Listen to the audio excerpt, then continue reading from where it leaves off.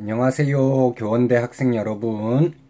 응용윤리 11주차 마지막 3교시 강의 시작하도록 하겠습니다. 자, 이번 주는 과학과 윤리 두 번째 시간으로 한스 요나스 하고 있고요.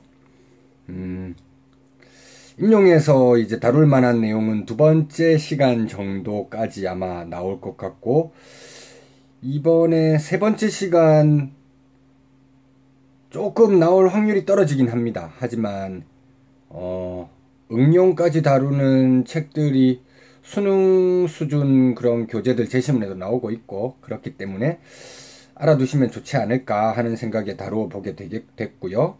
거기에 더해서 요나스의 형이상학이라든지 종교적인 내용, 응용윤리와 연결해서 한번 이야기하면 좋을 것 같습니다. 1, 2교시보다는 조금 편안한 마음으로 이 논문 내용 같이 읽으면서 진행하면 좋을 것 같습니다. 자, 첫 번째, 두 번째 시간은 이제 책임의 원칙이라고 하는 책 중심으로 진행했다면, 이번에는 기술의학 윤리라고 하는 책, 이걸 제가 좀 논의한 그런 부분 위주로 진행할 겁니다. 270쪽. 그리고 이 논문에서 다루지는 않지만 물질 정신 창조라고 하는 책이 또 국내에 번역되어 있거든요. 거기서 이야기하는 요나스의 생명에 대한 이해. 지금 이제 요나스 책임윤리 응용으로서 생명공학의 문제를 주로 이야기할 거기 때문에 생명에 대한 이해까지 자연스럽게 연결해서 진행하면 좋지 않을까 이렇게 생각을 합니다. 논문에서는 270쪽 펴시면 될 것 같습니다. 천천히 읽으면서 진행하면 될 것 같은 내용입니다. 270쪽에 보면 직접 인용되어 있는 각주 19되어 있는 그 아랫부분입니다. 기술의학윤리, 이게 책이거든요. 그 책임의 원칙 쓰면서 요나스가 책임의 원칙 응용하는 내용을 자기가 직접 저술을 하겠다 예고를 한 적이 있었고, 그 예고한 거를 지키기 위해 쓴 책이라고 보시면 됩니다.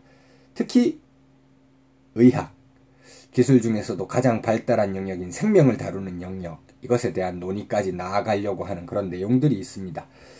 이 책 속에서 요나스는 현대 기술이 새로운 윤리학의 대상이 대한 이유에 대한 고찰과 함께 기술이 최종적으로 인간 생물학의 영역까지 나아가는 구체적 과정을 자세히 설명하고 있습니다.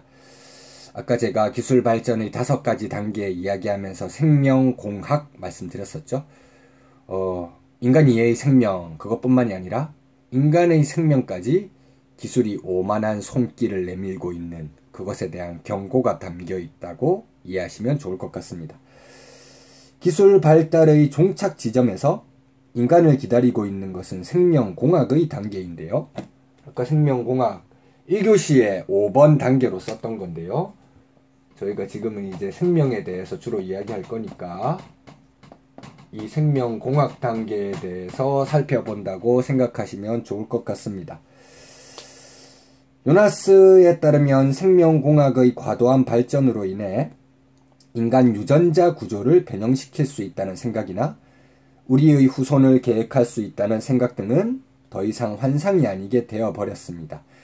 실제 기술 발전의 마지막 단계에 이르러서 인간은 과학기술 자체의 대상으로 전락하고 만 것입니다. 유전자 조작하면 우리가 떠올릴 수 있는 게 우생학이라고 하는 내용이죠. 우생학. 요즘 이 우생학과 관련해서 수능 수준 제시문이라든지 선택지에 하버마스 관련한 내용들 많이 나오고 있고요. 요나스도 하버마스와 기본적인 생각은 거의 같이 간다고 보시면 됩니다. 우생학이라고 하는 건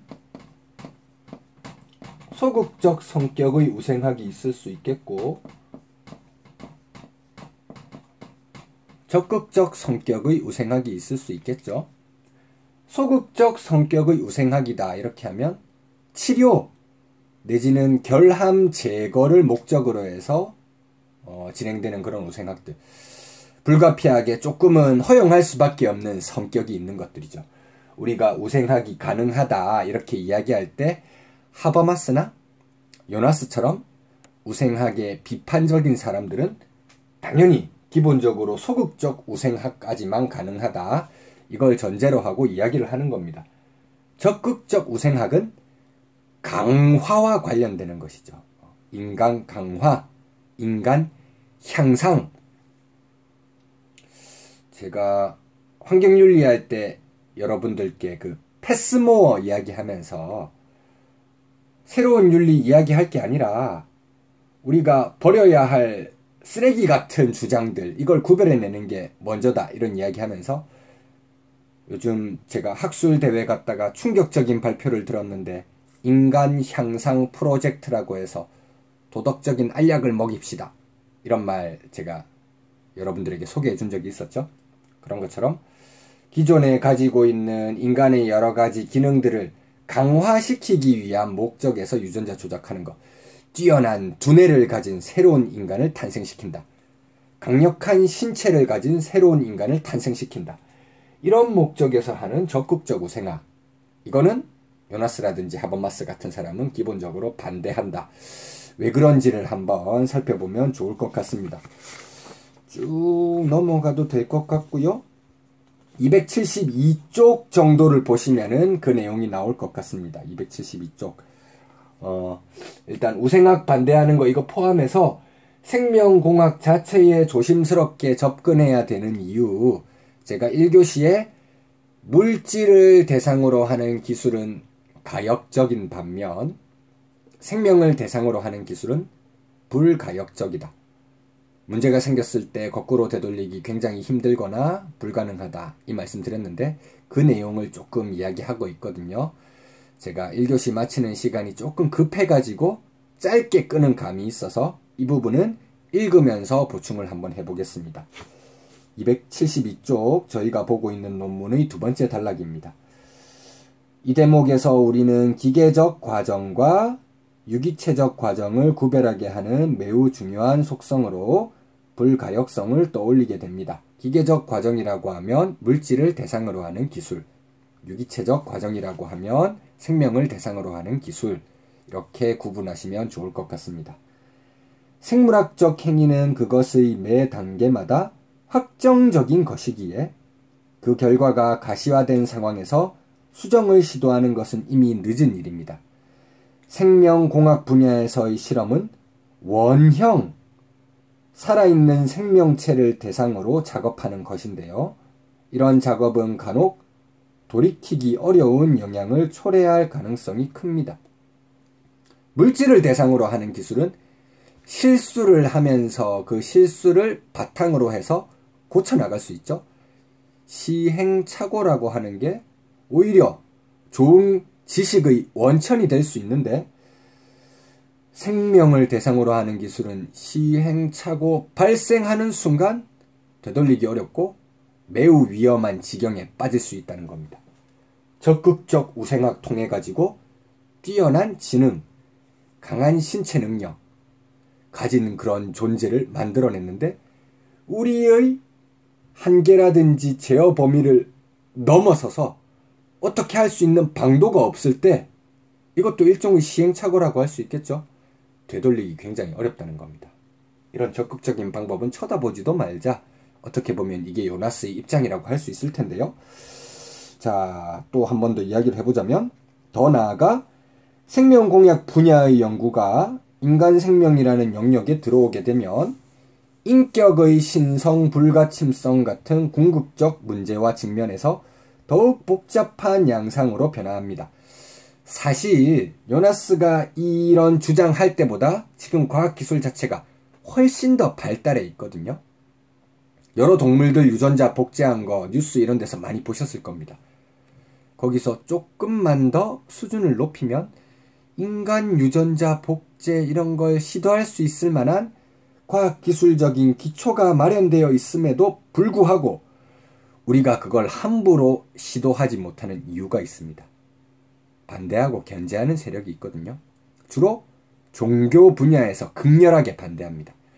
생명은, 특히 인간의 생명은 신성 불가침의 영역이고 소중한 인격인데 어디 과학의 메스를 들이대느냐, 이렇게 될 수 있다는 것이죠. 사실 그런 제어할 수 있는 문턱이 하나 존재한다는 게 우리한테는 굉장히 다행스러운 일일지도 모르는 겁니다. 자, 더 읽어보시자면 실험의 대상, 즉 수단이 되는 인간마저도 단순한 대상이 아닌 언제나 자유로운 행위자로 존재하는 것이기 때문입니다. 제가 과학기술 지난주에 이제 수업하면서 과학기술 연구의 단계에 3단계로 나눠서 발견, 정당화, 활용, 이 중에서 발견과 활용에는 가치가 개입되고 정당화 부분에서는 가치 중립이 지켜져야 된다 말씀드렸는데, 정당화 부분에서도 더 이상 가치 중립만 주장하기는 어려운 그런 지경이 현실에서 벌어지고 있는 것 같습니다. 예전에는 과학기술이 대상으로 삼는 것이 물질이었는데 이제 생명, 인간, 이걸 대상으로 한다면 인간을 대상으로 실험하는 걸 단순히 가치 중립적으로 고찰할 수 있을까요? 대상이 인간의 생명이 되는 순간 과학기술 전체에 있어서 가치가 개입되는 이런 새로운 국면 언제든지 벌어질 수 있다는 것이죠. 그렇게 생각하시는 것이 좋겠습니다. 자유로운 인간이라는 중요한 이념은 생명공학 분야 연구의 정점에서 유전자 조작의 문제, 우생학의 문제와 만나는데요. 이것에 대한 요나스의 입장은 다음처럼 간결하면서도 단호합니다. 책임의 원칙과 관련해서 공포의 발견술이 임용에 출제된 적이 있었죠. 같은 맥락에서 요나스가 책임의 원칙을 응용한 생명공학 분야에서 주장하고 있는 게 있거든요. 이게 바로 불행한 결과 예방 우선의 원칙. 요나스가 불행한 결과 예방을 우선해야 한다 이렇게 말한 데 착안해서 제가 응용윤리 분야의 잠정적인 원칙으로 제안한 것입니다. 그러니까 여러분들께서는 불행한 결과 예방을 우선해야 한다, 이 정도의 문장으로 생각해 주시면, 가장 어렵게 문제가 나온다고 하면 이제 공포의 발견술이 한번 나온 적이 있으니까 책임의 원칙과 관련해서 그것을 제시문 가 정도에서 이야기하면서 나에서는 응용으로서 생명공학 이야기하고 가에서 이야기하는 공포의 발견술과 관련하여 제시문의 사상가가 나 생명공학 분야와 관련해서 주장할 수 있는 것을 한 문장 정도로 쓰세요. 불행한 결과 예방을 우선하도록 하세요. 이렇게 출제될 수도 있겠죠. 자, 그렇게 생각하시면 좋을 것 같습니다. 요나스가 실제 어떻게 이야기하는지 이것은 그 인용문을 직접 한번 읽어보는 게 좋을 것 같습니다. 273쪽으로 넘어왔습니다. 생물학적 기술의 점증하는 권력을 인간에게 사용하는 것은 극히 조심스럽게 이루어지지 않으면 안 됩니다. 불행의 예방만이 허용되고 새로운 종류의 행복을 위한 어떤 시도도 허용되지 말아야 합니다. 책임의 원칙과 동일선상에 있죠.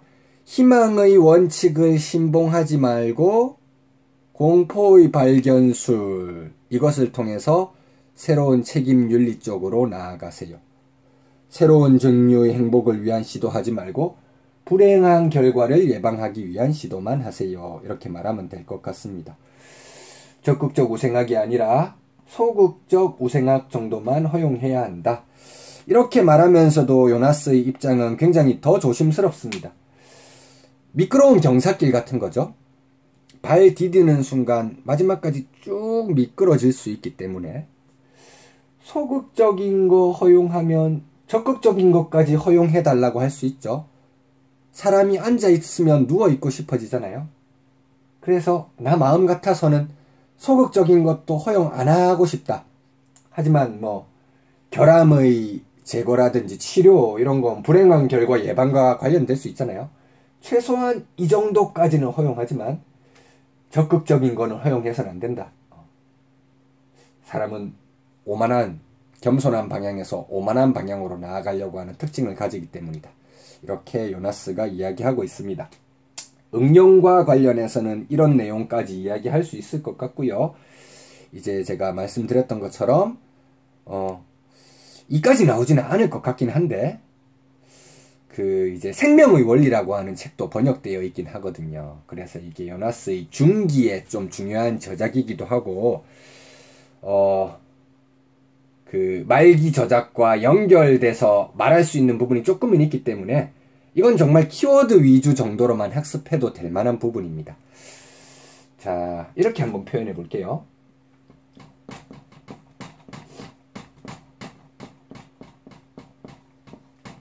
자유의 원리 이렇게 썼습니다. 자유. 우리가 생각하는 자유보다 훨씬 넓은 범위입니다. 뭐라고 할 수 있을까요? 우리가 일상적으로 자유로운 존재다 이렇게 하면 인간 정도를 생각하잖아요.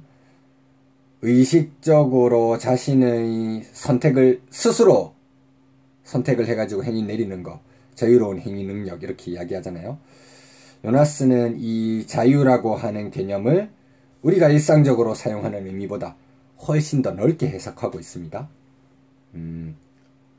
슈바이처나 테일러 방식에서 생명이 하려고 하는 것들, 이걸 생각해 보시면 됩니다. 생명체가 자기가 가지고 있는 여러 가지 조건들을 유지하고 성장시키고 발전시켜 나가려고 하는 무의식적인 이런 행위들 있죠. 어떻게든지 생명 활동을 발전시켜 나가려고 하는 시도, 이것은 자유와 연결시켜서 볼 수 있다고 생각하는 게 요나스의 입장입니다. 그래서 자유의 원리, 생명을 설명하기 위해서 요나스가 끌고 들어오는 게 자유라는 개념인데요. 우리가 생각하는 자유 개념보다 훨씬 넓기 때문에 어떻게 보면 최초의 자유라고 하는 건 가장 원시적인 생명체, 아메바 이런 애들이라고 해도 기초적인 물질 대사를 하면서 자신의 생명을 유지시켜 나가고 있죠. 여기서부터 자유의 최초 형태를 발견할 수 있다고 보는 것이 요나스의 입장입니다. 요나스가 말하는 자유가 얼마나까지 넓어지는 건지 알 수 있겠죠. 그렇기 때문에 이 자유라고 하는 게 요 존재와 요 존재를 구별해 줄 수 있는 결정적인 경계선이 됩니다. 예를 들어서 인간 중심주의자들은 이성이라고 하는 게 인간과 비인간적 존재를 구분하는 경계선이다, 이렇게 말하죠. 그것과 유사한 방식으로 요나스는 자유라고 하는 게 생명을 가진 존재와 생명을 가지지 않은 존재를 구분하는 경계다, 이렇게 말합니다. 무슨 말씀이신지 아시겠죠? 생명이 없는 물질은 자유의 원리가 결여되어 있는 존재이다, 이렇게 이해해 두시면 좋겠습니다. 생명체와 비생명체, 유기적 존재와 물질적 존재를 구분하는 결정적인 원리가 자유의 원리이다.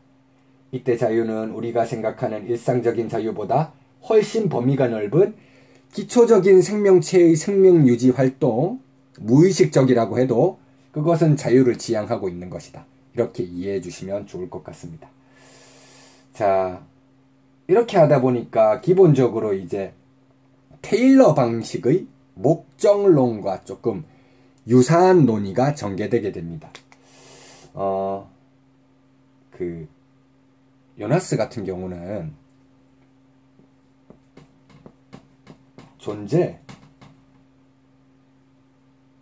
존재하는 것과 존재해야만 한다, 이 말 사이에는 논리적인 간극이 있죠. 무엇이 존재한다, 이것은 사실 진술이잖아요. 무엇이 존재해야만 한다, 이것은 당위를 담고 있는 가치 진술이죠. 무어가 제기하기도 했던 것인데요. 휴미 먼저 발언하기도 했었고요. 사실 진술과 당위 진술 사이에 있는 논리적 간극, 이 논리적 간극을 생각하지 않고 둘 사이를 그냥 뛰어넘어서 연결시키려고 하는 여러 가지 시도들, 자연주의적 오류라고 부르는 것이 있죠. 요나스는 어떻게 보면 자연주의적 오류를 과감하게 거부하는 입장입니다.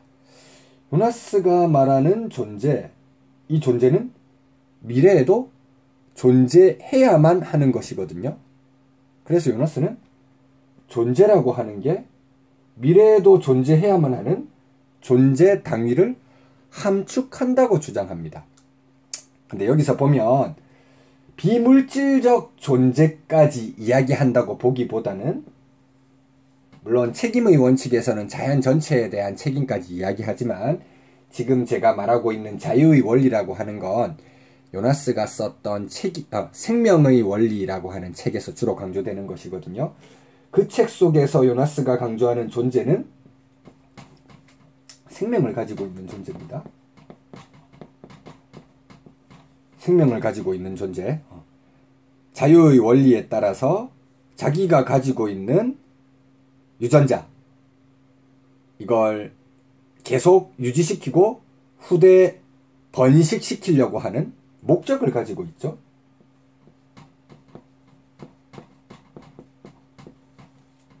물론 무의식적인 목적일 수는 있습니다. 하지만 어떤 목적으로 가려고 한다는 건 지향해야 하는 가치 있는 종착점, 이렇게 이해할 수 있을 것입니다. 그렇기 때문에 존재라고 하는 게 가치를 함축할 수 있다고 자연주의적 오류를 과감하게 뛰어넘는 주장을 요나스가 하고 있거든요. 이 정도까지 임용시험에서 다루기는 사실 좀 어려울 것 같습니다. 만약에 나온다고 하면 자유의 원리라고 하는 키워드 정도가 나올 수 있을 것 같고요. 거기서 이제 이야기하고 있는 바를 제가 조금 심화 설명드리기 위해서 이 단계를 한번 제시해 본 겁니다.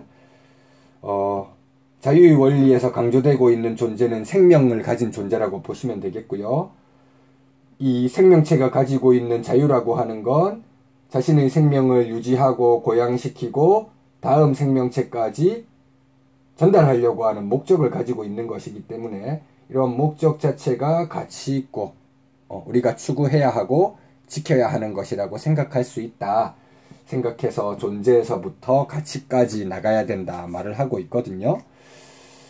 그렇다면 그냥 자유의 원리라는 말만 가지고 생명을 가진 모든 존재들을 퉁친다, 이렇게 하기에는 인간이 가지고 있는 능력은 다른 생명체들과는 조금 다를 수 있잖아요. 아까 인간은 일방적으로 미래 세대에 대해서도 그리고 자연 전체에 대해서도 자신의 책임을 수행할 수 있는 존재라고 이야기했습니다.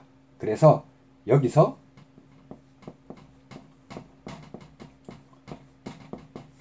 초월적 자유라고 하는 개념을 요나스가 언급하고 있습니다. 생명을 가진 존재가 다 자유로운 존재이긴 하지만 그 자유로운 존재 중에서도 인간이 가지고 있는 자유의 특징을 표현하기 위해서 초월적 자유라고 하는 개념을 언급하는 것인데, 선한 행위를 하든 악한 행위를 하든 어떤 방향으로 자신의 존재를 초월시켜 나가든 그 선택을 자유롭게 할 수 있는 건 인간의 권한이다. 책임윤리를 실천하기 위해서는 자유의 원리, 그 중에서도 어떻게 보면 이렇게 말하면 조금 인간 중심주의적인 편견이긴 하죠. 초월적 자유를 가지고 있는 인간으로서 책임윤리를 실천하기 위해서는 우리는 선한 방향으로 우리의 행위를 초월시켜 나가야 한다. 요나스가 이렇게 말할 수 있겠죠. 책임의 원칙, 그 책과 두 번째 다루었었던 이제 기술의학 윤리, 그리고 자유의 원리는 생명의 원리라는 책에서 나오는 것이고요. 초월적 자유라든지 이런 존재에 대한 내용들은 물질 정신 창조라고 하는 책에서 나오는 겁니다. 네 가지 정도의 책을 이제 섞어서 이야기하다 보니까 뒷부분으로 갈수록 조금 이해하기 어렵고 굉장히 형이상학적인 논의가 전개되긴 합니다. 우리가 요나스에 대해서 흔히 알고 있는 내용, 그것에 대한 배경 지식으로 이러한 주장까지 하는구나. 그 정도만 여러분이 생각하면 되는 그런 부분이라고 생각하시면 좋을 것 같습니다. 응용윤리와 관련해서는 불행한 결과를 예방하는 게 우선이다. 이 정도는 알아주시면 좋겠고요. 생명의 원리라고 하는 책도 임용에 등장하게 된다면 키워드 정도만 알아두면 될 것 같으니까 모든 생명체와 관련해서는 자유의 원리, 그리고 인간이 가지고 있는 독특한 자유는 초월적 자유다. 이 정도 키워드 정도를 알아두는 게 좋지 않을까 생각이 듭니다. 자, 다음 주에는 저희 이제 과학기술과 윤리 마지막 세 번째 시간으로 신경과학과 윤리 이걸 다룰 것이고요. 그것과 관련해서 제가 아펠이라고 하는 하버마스와 비교될 수 있을 만한 담론윤리 사상가도 한번 이야기해보자고 했잖아요. 그래서 다음 주에는 그 두 사상가, 두 사상이라고 하는 게 낫겠네요. 신경과학과 담론윤리 입장에서 새로운 윤리를 어떻게 이야기하느냐. 역시 과학기술 시대의 새로운 윤리라고 하는 이 흐름은 그대로 이어가겠습니다. 자, 그러면 3교시 동안 들으시느라 수고가 많으셨고요. 저희는 다음 주에 만나도록 하겠습니다.